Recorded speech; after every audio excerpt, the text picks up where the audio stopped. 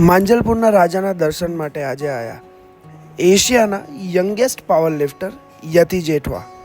ગણપતિ બાપ્પા મોર્યા. આજે આપણે આવ્યા છે માંજલપુરના રાજામાં અને આપણી સાથે છે એશિયાનો યંગેસ્ટ પાવર લિફ્ટર જે 8 વર્ષની ઉંમરે 80 કેજી 60 કેજી ને 30 કેજીના વેટ ઉઠાવે છે અને ફ્યુચરમાં એ ઇન્ડિયાને પણ રેપ્રેઝેન્ટ કરશે. એક દિવસ એવો આવશે કે 8 વર્ષના છોકરા માટે 80 કિલો વજન પોતાના ખભા પર ઉચકીને ઉઠાવવાનું એ બહુ મોટી વાત છે.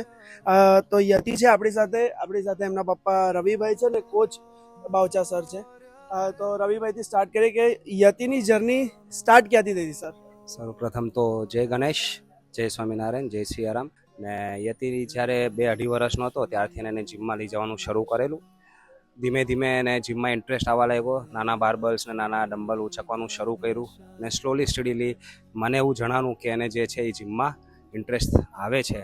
પછી એને 3 વર્ષનો જ્યારે થયો ત્યારે સ્લોલી એન્ડ સ્ટડીલી ટ્રેડમિલ છે, નાના નાના ડમ્બલ્સ છે, એનાથી શરૂ કર્યું ને પ્રોફેશનલ પાવર લિફ્ટિંગ 4 વર્ષની ઉંમરમાં એને શરૂ કરેલું. તો આજે એ ડેડલિફ્ટ જે છે એ 85 કેજી ડેડલિફ્ટ, 65 કેજી સ્કોટ્સ અને 30 કેજી બેન્ચ મારે છે.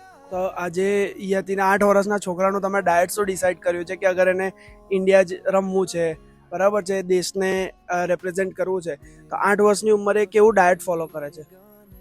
ડાયટ તો સર ડિપેન્ડ્સ હવે કઈ કન્ડિશન ને કઈ સિચ્યુએશન છે. હમણાં એની બહુ મોટી ઇવેન્ટ એને અપ્લાય કરેલી છે, ઓડિશન ઇન્ડિયાઝ ગોટ ટેલેન્ટ, જે એને ઇન્ડિયાઝ ગોટ ટેલેન્ટનો ઓડિશન પાસ આઉટ કર્યા છે ને હવે ટીવી રાઉન્ડ માટે સક્સેસ થઈ ગયો છે અને આવવાનો છે ટૂંક જ સમયમાં.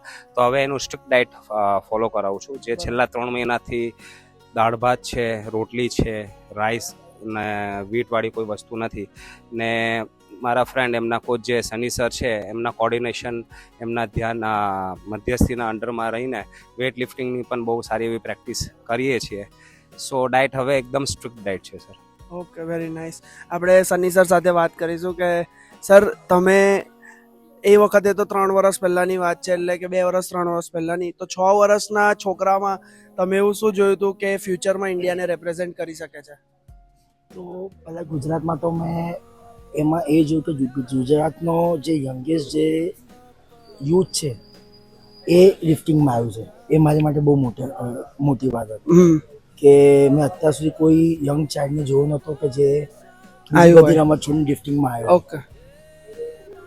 એટલે પછી ત્યાંથી મેં એનું પોસ્ટર ને બધું જોયું અને એનામાં જે વેટ ઉઠાવવાની ધગસ ને જે હતી એ એક એક્સ્ટ્રા ઓર્ડિનરી હતી. બરાબર. જે મેં ત્યાંથી એને પિક કર્યો.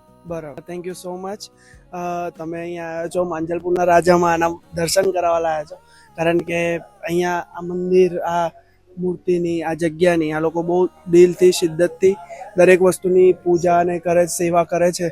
તો અહીંયાથી યતિ અગર જશે અને ઇન્ડિયાઝ ગોટ ટેલેન્ટમાં પોતાને રેપ્રેઝેન્ટ કરવાનો છે, ફ્યુચરમાં તમને 1 મહિના પછી આ તમને ટીવી પર જોવા મળશે. આ છોકરો જે 80 કિલો 90 કિલોનું વેટ લિફ્ટ કરવાનો છે, આપણા ગુજરાતને રેપ્રેઝેન્ટ કરવાનો છે એક નેશનલ લેવલ સ્ટેજ પર.